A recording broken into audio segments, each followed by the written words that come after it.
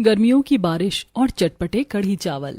यार इतनी तेज बारिश हो रही है और ये गिरती बूंदों को मैं ध्यान से देख रहा हूँ, तो ऐसा लग रहा है जैसे ये मुझसे कुछ कहना चाहती हैं और कुछ याद दिलाना चाहती हैं। रोहन अपने घर की बालकनी में खड़ा एकदम गुमसुम कहीं ख्यालों में खोया हुआ था। रिमझिम बरसती हुई बारिश को ध्यान से देख रहा था। तभी पीछे से उसकी होने वाली पत्नी मधु आती है और उसे पीछे से गले लगाते हुए कहती है, आज मौसम कितना रोमांटिक हो रहा है, बस कुछ दिन और, उसके बाद हम दोनों हमेशा हमेशा के लिए एक हो जाएंगे। मैं हम दोनों की ड्रीम वेडिंग रखूंगी। कितने स्ट्रगल के बाद हम दोनों साथ हुए हैं। रोहन पीछे मुड़ता है और मधु का हाथ पकड़ते हुए कहता है, तुमने बिल्कुल सही कहा। इन्हीं गर्मियों की बारिश में हम मिले और मुझे एक नया जीवन मिला। इसी खुशी में तुम मेरे लिए बारिश वाले चटपटे कढ़ी चावल बना दो, जिन्हें बारिश में खाकर बहुत अच्छा लगता है। ये बात सुनकर मधु के होश उड़ जाते हैं। तब मधु घबराते हुए कहती है, आखिर अचानक से आपका कढ़ी चावल खाने का मन क्यों किया? बारिश हो रही है, हम कुछ और खाते हैं ना, जैसे कि पकौड़े और भी बहुत कुछ हम खा सकते हैं, या हम बाहर से ऑर्डर कर लेते हैं। नहीं, बारिश में मुझे चटपटी कढ़ी चावल खाना ही पसंद है, वो भी सिर्फ तुम्हारे हाथ के। तुम तो ये बात अच्छे से जानती हो ना कि इसी की वजह से हम दोनों का प्यार सामने आया। अब मना मत करना प्लीज, जल्दी से मेरे लिए कढ़ी चावल बना दो। मधु रसोई में जाती है और वो बहुत ज्यादा परेशान हो गई थी। समझ नहीं आ रहा है कि क्या करूं, बस सब ठीक से हो जाए। मेरे पास रेसिपी भी है। मधु कढ़ी चावल बनाती है और रोहन के लिए लेकर आती है। रोहन जैसी बारिश में बैठकर कढ़ी चावल खाता है। ये चटपटे कढ़ी चावल नहीं है। इतना कहते ही मधु के चेहरे का रंग उड़ जाता है। आखिर यहाँ सब क्या चल रहा था? रोहन को किस बात का शक हो रहा था और वो क्या जानना चाह रहा था? मधु रोहन से क्या छुपा रही थी? किस तरह कढ़ी चावल की वजह से उन दोनों को एक दूसरे का प्यार मिला? सब जानने के लिए चलिए थोड़ा पीछे चलते हैं और शुरू करते हैं कहानी को शुरुआत से। आओ आओ, बढ़िया बढ़िया चटपटे कढ़ी चावल खाओ। एक नहीं 10 तरह की चटपटी कढ़ी का मजा लो। रिमझिम बारिश हो रही थी और पायल के ठेले के पास ग्राहकों की भीड़ लगी थी। सभी को बारिश में पायल के हाथ के चटपटे कढ़ी चावल बहुत अच्छे लगते थे। अरे भाई, आज तो कढ़ी चावल बहुत ही चटपटी बनी है और साथ में मेरे फेवरेट पालक के पकौड़े हैं, इसमें मजा आ गया भाई। हाँ, ये कढ़ी भी बहुत लाजवाब है, लेकिन सच कहूँ तो मुझे आपके हाथ के आलू प्याज वाली चटपटी कढ़ी बहुत स्वादिष्ट लगती है। जी मैं कल आलू और प्याज वाली कढ़ी भी लेकर आऊंगी और साथ में बेसन के पकौड़े वाली कढ़ी भी लेकर आऊंगी। अरे, बेसन वाली कढ़ी तो मेरी बहुत पसंदीदा है, उसे जरा बहुत ज्यादा चटपटा बनाना, तभी ज्यादा मजा आएगा। इस तरह सभी ग्राहक बारिश में पायल के हाथ की बनी चटपटी कढ़ी और चावल को एंजॉय कर रहे थे। तभी पायल के पास उसके भाई का कॉल आता है और वो कान और कंधे के बीच में फोन को लगाकर ग्राहकों को खाना देते हुए फोन पर बात करती है। रजत, मुझे बार बार फोन करके परेशान मत करो, अभी बहुत ग्राहक है मेरे पास, मैं तुमसे बाद में बात करूंगी।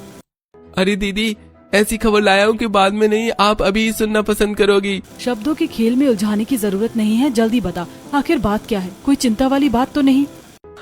मैं इतना खुश होकर बोल रहा हूँ और तब भी आपको लग रहा है कि कोई चिंता वाली बात होगी। अरे दीदी, आपका सिलेक्शन हो गया। मैंने आपकी मेल देखी थी, पिछले हफ्ते आपने जहाँ इंटरव्यू दिया था वहाँ से आपका अपॉइंटमेंट लेटर आया है।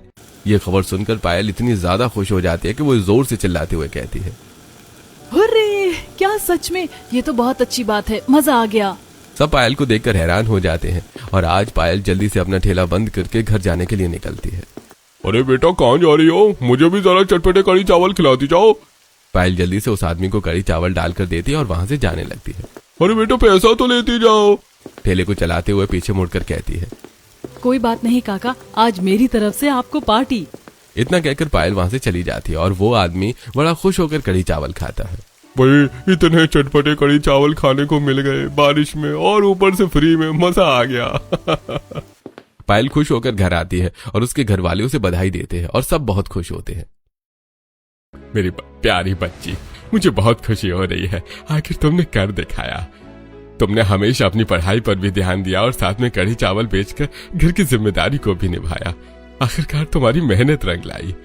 सच में पापा, उस कंपनी में काम करना मेरा सपना था, अब वो सच होता नजर आ रहा है और मुझे उम्मीद है कि अब सब ठीक होगा। चलो, तुम्हारे लिए नए कपड़े लेने चलते हैं। कल तुम्हारा पहला दिन है, तुम्हें सबसे अच्छा लगना है। पायल महेंद्र के साथ शॉपिंग करने जाती है और वहाँ पर अपनी पसंद के कपड़े खरीदती है। उसने फॉर्मल कपड़े पहने थे। पापा, कैसी लग रही हूँ? बहुत अच्छी लग रही हो, एकदम मैडम। उसके बाद दोनों शॉपिंग करके घर वापस आ जाते हैं और अगले दिन सुबह का सूरज जब उगता है तो पायल के चेहरे पर बहुत बड़ी मुस्कान लेकर आता है। लेकिन वो नहीं जानती थी कि अभी उसकी जिंदगी में बहुत कुछ होना था। पायल सुबह जल्दी तैयार होती है और सबके लिए ब्रेकफास्ट बना देती है। अरे वाह दीदी, आपने तो बहुत ही स्वादिष्ट आलू के पराठे बनाए हैं, कितनी अच्छी खुशबू आ रही है। हाँ मैंने बना दिया है, आप दोनों समय पर खाना खा लेना। ठीक है दीदी, लेकिन आप भी तो हमारे साथ ब्रेकफास्ट कर लीजिए। नहीं, अभी मेरा खाना खाने का बिल्कुल मन नहीं कर रहा। नहीं बेटा, इस तरह खाली पेट नहीं जाना चाहिए। पापा अभी मेरा मन नहीं है, बाद में खा लूंगी। मैं आज पहले दिन लेट नहीं होना चाहती। महेंद्र के कहने पर भी जब पायल नहीं मानती तो ठीक है बेटा, आज तुम्हारा पहला दिन है, इसलिए मैं कुछ नहीं कहूंगा। आज तुम अपने हिसाब से करो जैसा तुम्हें करना है। अब पायल खुशी खुशी अपना बैग लेकर ऑफिस जा रही थी। पहला दिन ऑफिस में था और वहां जाकर वो बड़े अच्छे से काम कर रही थी। पहले ही दिन उसने अपना काम समय से पहले करके दे दिया और सबसे अच्छा काम किया। उसके बाद तुम्हारी मार्केटिंग की काफी अच्छी नॉलेज है, इंटरेस्टिंग, बहुत अच्छा दिमाग लगाया है तुमने। Thank you sir. इस तरह पायल को कंपनी में जॉब भी मिल गई थी और वो वहां पर अपना काम भी बहुत अच्छे से कर रही थी। उसी कंपनी में मधु भी सीनियर एग्जीक्यूटिव की जॉब करती थी। कंपनी से बाहर निकलने के बाद मधु रोहन को कॉल करती है। अरे रोहन, थोड़ा सा तो लाइफ में एंजॉय किया करो। तुम कहाँ बिजी रहते हो? अब आ भी जाओ। अपने दोस्तों से नहीं मिलोगे तो और किससे मिलोगे? नहीं मधु, मैंने कहा ना मुझे कहीं नहीं जाना, मैं यहीं पर खुश हूं, तुम जाओ। इतना कहकर रोहन कॉल कट कर देता है और उधर मधु मुंह बनाकर कहती है, इस लड़के का टाइम पाना कितना मुश्किल है। कोई बात नहीं, चलो अपने पुराने दोस्तों के साथ जाकर थोड़ा एंजॉय कर लेती हूँ। मधु अपनी कार लेकर वहां से निकल जाती है। पायल अपने घर पैदल ही जा रही थी। आज तो हवा भी नहीं चल रही, बहुत गर्मी है। अचानक से बारिश शुरू हो जाती है और वो भागते हुए जाती है। अरे यार, इस बारिश को भी अभी शुरू होना था। पायल जल्दी से एक दुकान की शेड में बारिश से बचने के लिए जाकर खड़ी हो जाती है। तभी वहां पर रोहन भी भागते हुए आता है और बारिश से बचने के लिए वहां पर खड़ा हो जाता है। अरे यार, इस बारिश को भी अभी होना था। पायल रोहन को देखती है और वो उसे देखकर पहचान लेती है। ये तो हमारे कंपनी के एचआर हैं, जिन्होंने मेरा इंटरव्यू लिया था। इतनी तेज बारिश में एक बूढ़ा आदमी छाता लेकर जा रहा था और वहां एक बड़ा गड्ढा था जिसकी वजह से उसमें उसका पैर फंस जाता है और वो गिर जाता है। पायल और रोहन दोनों साथ में उसकी मदद करने के लिए दौड़ते हैं। आप ठीक तो है ना? अरे आपको तो चोट लग गई। अरे भाई, इस बारिश में तो हर बार मुझे कुछ न कुछ परेशानी हो जाती है। कोई बात नहीं, आप मेरे साथ चलिए, मैं आपको पहले हॉस्पिटल लेकर जाऊंगा और उसके बाद घर छुड़वा दूंगा। फिर रोहन पायल को देखकर कहता है, बहुत तेज बारिश हो रही है और आप भीग गई हैं, आप चिंता मत कीजिए, इन्हें मैं ले जाता हूँ। जी ठीक है। रोहन उस बूढ़े आदमी को साइड में लेकर आता है और एक चबूतरे पर बिठा देता है। उसके बाद वो किसी को कॉल करता है, तुम कैसे भी करके जल्दी से गाड़ी लेकर आना, हमें कहीं जाना है। तभी थोड़ी देर में वहां पर एक गाड़ी आ जाती है और रोहन का दोस्त निकलकर उसके पास आता है। क्या यार, मुझे परेशान करता रहता है। अरे अभी बात करने का समय नहीं है, हमें इन्हें एक बार डॉक्टर के पास लेकर जाना है। अपने अच्छे कामों में मुझे हमेशा शामिल करना जरूरी होता है क्या? अभी चुपचाप चल। उसके बाद रोहन वहां से चला जाता है और उसकी ये अच्छाई देखकर पायल को भी बहुत अच्छा लगता है। इस तरह दिन गुजर रहे थे। एक दिन रोहन अपने फ्लैट में आराम से मूवी देख रहा था। उसके पास एक कॉल आता है। तुम्हें लगता है तुम इस तरह से काम करोगे और सब ठीक हो जाएगा? तुमसे कितनी बार कहा है, हमेशा अपनी मर्जी मत चलाया करो। मेरा काम करने का तरीका यही है पापा, और मैं इसी तरीके से काम करना चाहता हूँ। अभी मैं बाहर इंपॉर्टेंट मीटिंग में हूँ, आपसे बात नहीं कर सकता। इतना कहकर रोहन कॉल कट कर देता है और टीवी में अपने फेवरेट मूवी देखने लगता है। वहीं दूसरी तरफ पायल घर में, अपनी पढ़ाई ठीक से किया करना, बाकी के कामों में तुझे क्यों ध्यान देना है? अरे क्या दीदी, आप भी हमेशा बस गुस्सा करती रहती हो। एक तो आपकी मदद कर रहा था, पैसे कमा रहा था ताकि आपके ऊपर ज्यादा बर्डन न पड़े। कोई जरूरत नहीं है तुझे काम करने की, मैं हूं ना, मैं अपने आप सब संभाल लूंगी। अब तो मुझे भी अच्छी नौकरी मिल गई है, तू सिर्फ अपनी पढ़ाई पर ध्यान दे और तुझे भी अच्छे से कामयाब होना है। पायल अपने घर को भी बहुत अच्छे से संभाल रही थी और पायल ऑफिस में भी बहुत अच्छा काम कर रही थी। वहीं दूसरी तरफ मधु बहुत ही ज्यादा कामचोर थी। वो अपने केबिन में आराम से ड्रामा देख रही थी। अरे यार, फोन में ड्रामा देखकर मैं पक गई हूँ। मेरा कहीं बाहर घूमने जाने का मन कर रहा है। मधु इतना कहती ही है कि तभी उसके केबिन में मैनेजर आता है। मधु, तुम अपना काम ठीक से क्यों नहीं कर रही हो? तुम्हें पता है ना तुम्हारी पोस्ट कितनी बड़ी है और तुम्हारे ऊपर बहुत सारी रिस्पॉन्सिबिलिटीज हैं, और तुम यहाँ पर फोन चला रही हो। मुझे काम करने का मोटिवेशन नहीं मिल रहा। अगर मोटिवेशन हो तो काम भी अच्छा होता है। देखो, तुम अपना काम अच्छे से करो वरना ठीक नहीं होगा। फिर तुम जानती हो कि उसका अंजाम क्या होगा। मुझे तुम्हारे पापा से बात करनी होगी। इतना कहकर मैनेजर वहां से चला जाता है और मधु गुस्से से बाहर आती है। क्या यार, मैं तो परेशान हो गई हूँ। तभी मधु की नजर पायल पर जाती है जो अपनी सहेलियों के साथ लंच कर रही थी। अरे हाँ, ये तो वही नई लड़की है जो बहुत अच्छे से काम करती है और जल्दी काम खत्म कर लेती है। आइडिया, क्यों ना मैं अपना भी काम इसी से करवा लूं। वहीं दूसरी तरफ पायल की सहेली जब उसके हाथ के बने चटपटे कढ़ी चावल खाती है। वाह, आज तुम अलग तरह के चटपटे कढ़ी चावल बनाकर लाई हो। इसमें तो कुछ अलग ही पकौड़े हैं। तुमने कहा था ना तुम्हें बेसन और मंगोड़ी के पकौड़े बहुत स्वादिष्ट लगते हैं, तो बस वही चटपटे पकौड़े बनाकर कढ़ी में डाले हैं।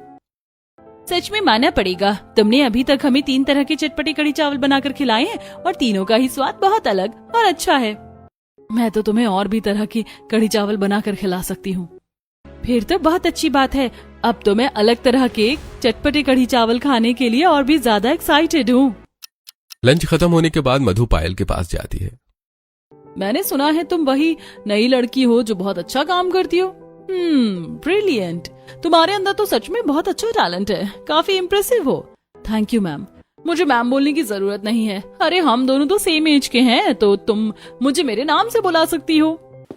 इतना कहकर मधु वहां से चली जाती है और थोड़ी देर बाद पायल को अपने केबिन में बुलाती है। जी मैम, कहिए क्या बात है। अरे तुम फिर से मुझे मैम बोल रही हो। मैंने मना किया था ना कि मुझे मैम मत बोला करो। अच्छा बैठो, मुझे तुम्हारी एक हेल्प चाहिए थी। देखो बुरा मत माना, लेकिन मुझे सच में बहुत इंपॉर्टेंट काम है और मैं पूरे ऑफिस में सिर्फ तुम पर ट्रस्ट कर सकती हूँ, क्योंकि तुम बहुत अच्छी लड़की हो। क्या तुम मेरी मदद करोगी? जी बिल्कुल, कहिए क्या काम है। तुम मेरी सारी फाइल को एक बार रिवाइज करके इसका रिव्यू बना दो। मेरी फ्रेंड की तबीयत बहुत खराब है, मुझे वहाँ जाना पड़ेगा। आप बेफिक्र होकर जाइए, जब तक आप आएंगी मैं आपका काम खत्म कर दूंगी। इतना कहकर मधु वहां से चली जाती है और बाहर जाकर खुश होते हुए कहती है, ये अब जाकर मजे करूंगी। खुश होते हुए मधु गाड़ी में बैठती है और तेज स्पीड में वहां से चली जाती है। उसके बाद अपने दोस्तों के साथ एंजॉय करती है। यूं ही मधु और पायल की दोस्ती हो जाती है और मधु मीठी छुरी बनकर पायल का इस्तेमाल कर रही थी। एक दिन मधु रोहन के साथ बाहर पार्टी में जाती है। चलो रोहन, एंजॉय करते हैं, थोड़ा डांस करें। हाँ ठीक है चलो। दोनों साथ में डांस करते हैं और थोड़ा बहुत एंजॉय करके खाना खाकर वहां से चले जाते हैं। मधु और रोहन की थोड़ी बहुत दोस्ती थी। पार्टी खत्म होने के बाद रोहन रात को मधु को उसके घर छोड़ने जाता है। गाड़ी से उतरते हुए मधु कहती है, बाहर बहुत तेज बारिश हो रही थी। रोहन, क्या हम कुछ दिन के लिए कहीं बाहर ट्रिप पर चलें? अभी तुम अंदर जाओ, बहुत तेज बारिश हो रही है, भीग जाओगी। रही बात ट्रिप की, तो तुम्हें पता है कि मैं कहीं जाना पसंद नहीं करता। इतना कहकर रोहन वहां से चला जाता है। वहीं दूसरी तरफ आज घर पर पायल ने सबके लिए चटपटे पकौड़े वाली कढ़ी बनाई थी। दीदी, सच में बारिश में आपके हाथ की चटपटी कढ़ी चावल खाकर तो बहुत मजा आता है। ये तो सच में बहुत स्वादिष्ट है। हाँ बेटा, तुम एकदम अपनी माँ की तरह चटपटे कढ़ी चावल बनाती हो। मैंने सीखा भी तो माँ से ही है पापा। उन्हीं के हाथ के चटपटे कढ़ी चावल मुझे बहुत अच्छे लगते थे। उनके स्वाद को तो मैं कभी नहीं भूल सकती। इस तरह सब साथ बैठकर खाना खाते हुए बात कर रहे थे। रोहन और मधु की तो दोस्ती पहले से थी और फिर मधु ने काम के लालच में पायल से दोस्ती की, जिसकी वजह से अब मधु, रोहन और पायल तीनों की दोस्ती हो गई थी। एक दिन तीनों ऑफिस में साथ बैठकर केबिन में काम कर रहे थे। पायल देखती है कि रोहन बहुत मेहनती था और उसका नेचर भी बहुत अच्छा था। एक दिन एक लड़की से ऑफिस में बहुत बड़ी गड़बड़ हो गई। तुम्हें अपना काम ठीक से करना चाहिए था ना, तुम्हें पता है इसकी वजह से कितनी गड़बड़ हो जाती।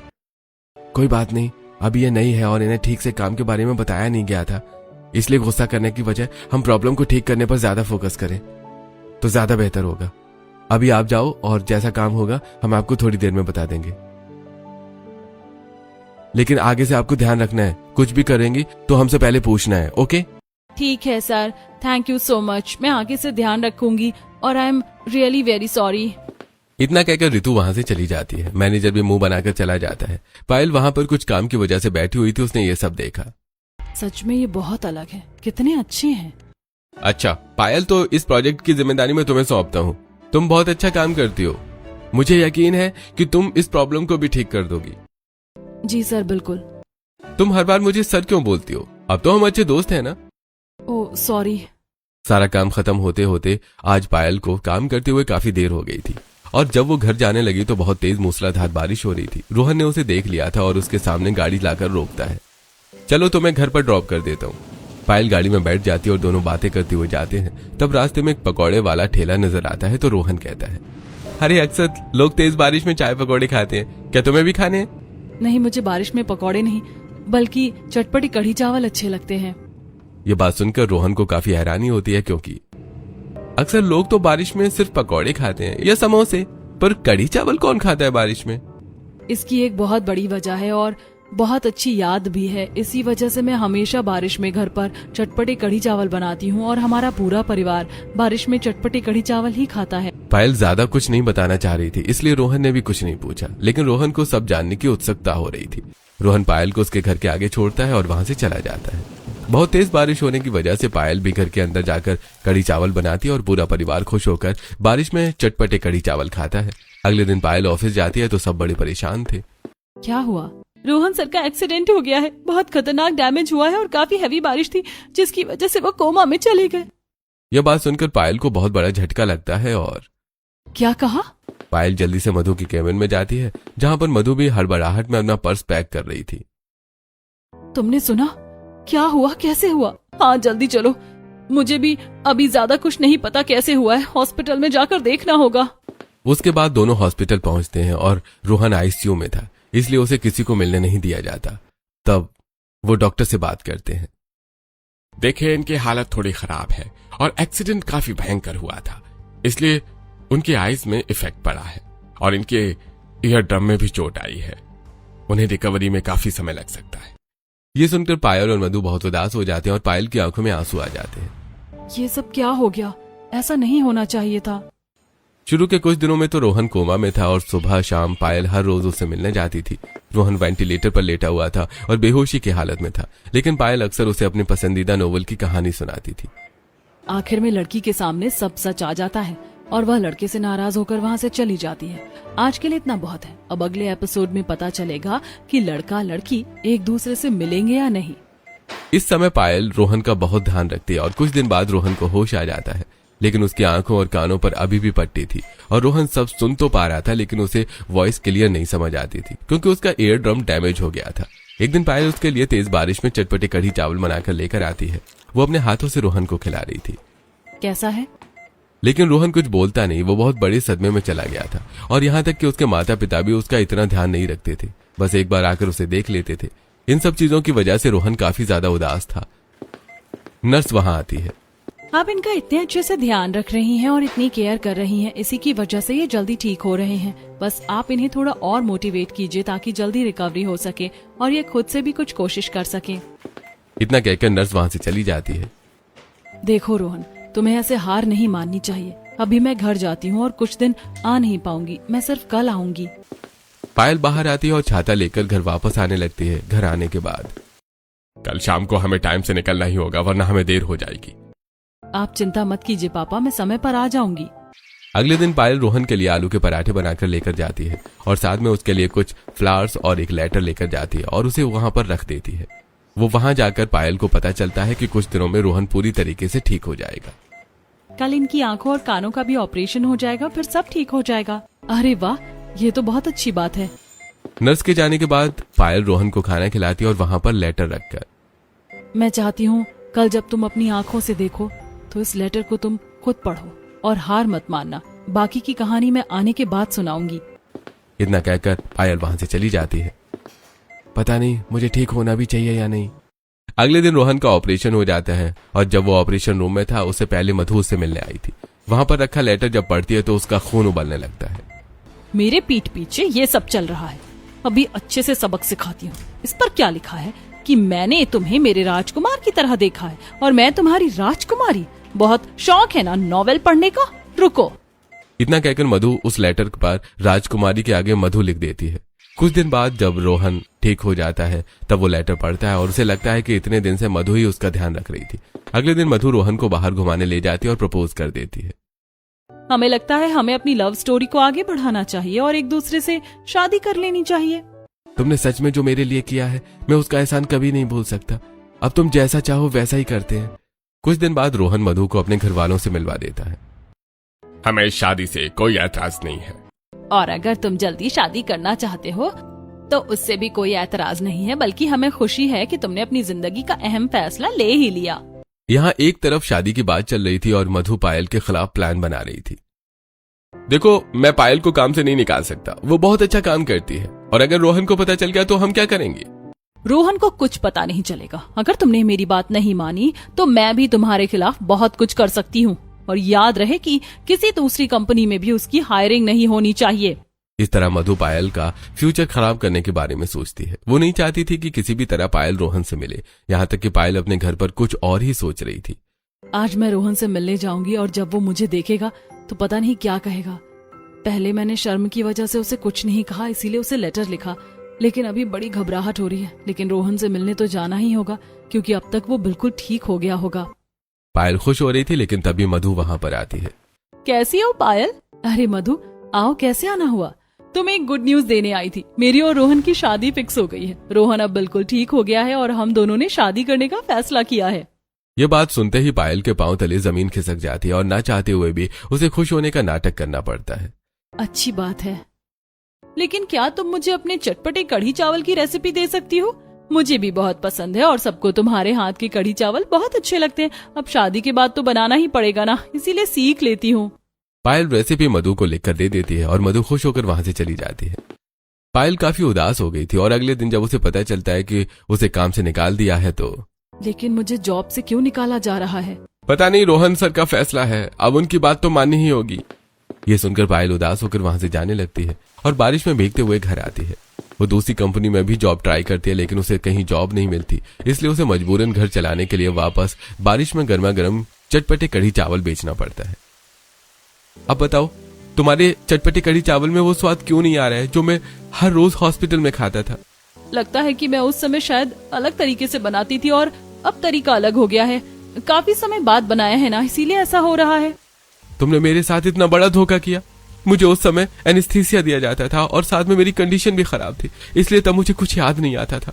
लेकिन अब धीरे धीरे मुझे बहुत कुछ याद आ रहा है। और सबसे बड़ी बात कि जब भी मैं तुमसे नोवेल के आगे की स्टोरी पूछता हूँ तो तुम हमेशा बातों को घुमा देती हो, क्योंकि तुम्हें आगे की ना तो स्टोरी पता है और न ही उस नोवेल का नाम पता है। मुझे सब याद आ गया है। मेरा ध्यान तुमने नहीं, पायल ने रखा था। हाँ ठीक है, उसने ध्यान रखा था, लेकिन प्यार तो मैं तुमसे करती हूँ ना। अब हम दोनों की शादी हो रही है। मैं शादी को तोड़ रहा हूँ।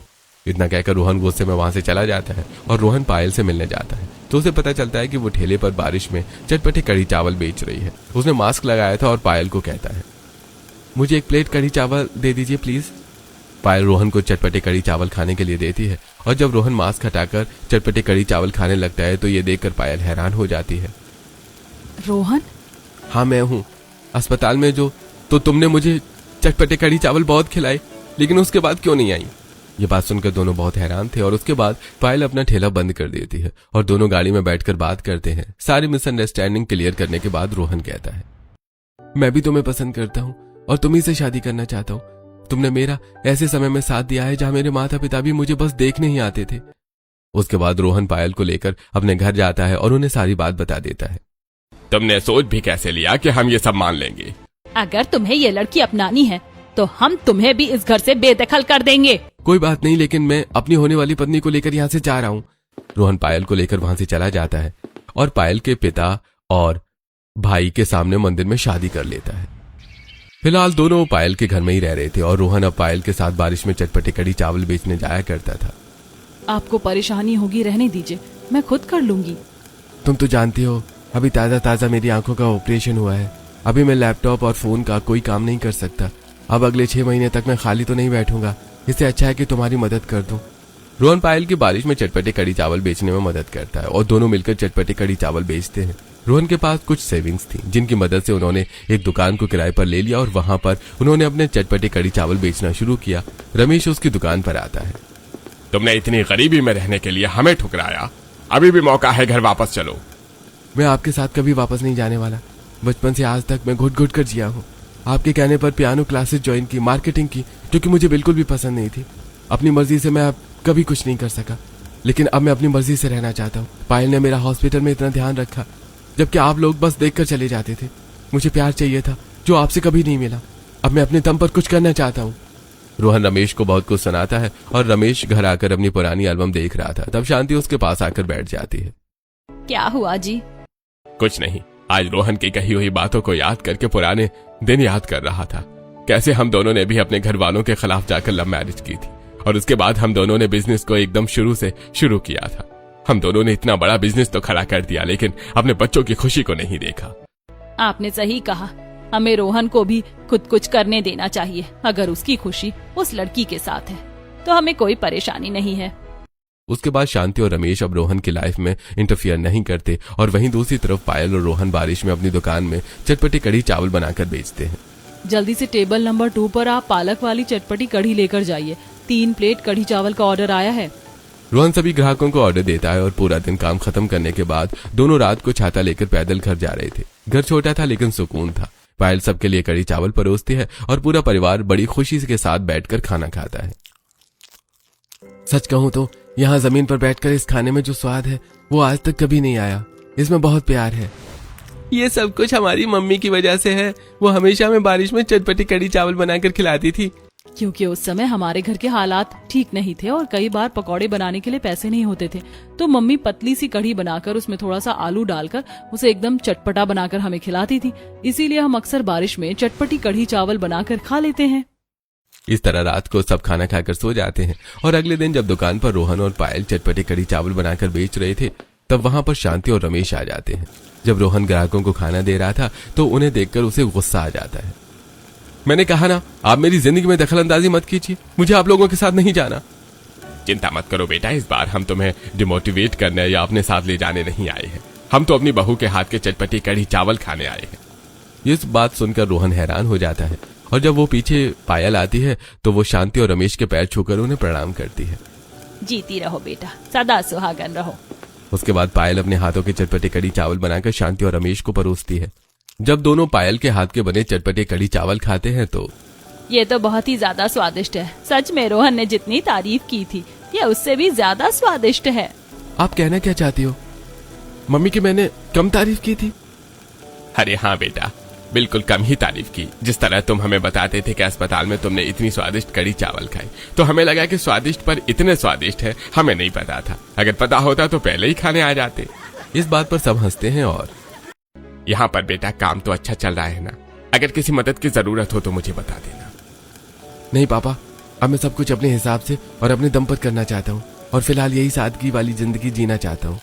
ठीक है बेटा, मुझे तुम पर गर्व है और बहुत खुशी है कि तुम सब अच्छे से कर रहे हो और जिम्मेदारी से निभा रहे हो। ठीक है, लेकिन बहू को कभी घर पर डिनर के लिए लाना और अपने बड़े भैया और भाभी से तो मिलना ही।